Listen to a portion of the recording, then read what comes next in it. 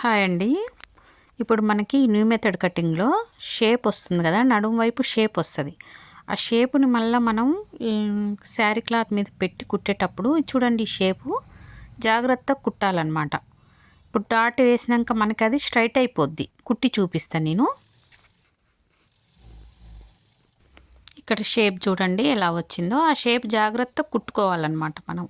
ఇక్కడ కూడా షేప్ చూడండి ఎలా వచ్చిందో. ఆ షేపు పోకుండా మనం శారీ క్లాత్ జాగ్రత్తగా పెట్టి కుట్టుకోవాలి. మళ్ళీ స్ట్రైట్గా కుట్టొద్దు. మనం డాట్ వేసిన తర్వాత మళ్ళీ స్ట్రైట్ అయిపోద్ది. నేను డాట్ వేసినాక కూడా మీకు చూపిస్తా.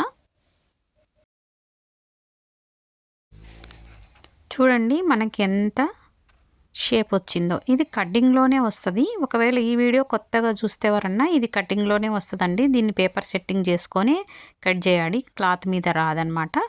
ఇప్పుడు మనము ఇట్లా డాట్ పెట్టిన తర్వాత బ్యాక్ డాట్, ఇది బ్యాక్ పార్ట్, బ్యాక్ డాట్ వేసిన తర్వాత ఇట్లా స్ట్రైట్ అయిపోద్ది అనమాట.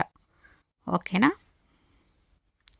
దానివల్ల మనకి ఫిట్టింగ్ అనేది కరెక్ట్గా వస్తుంది.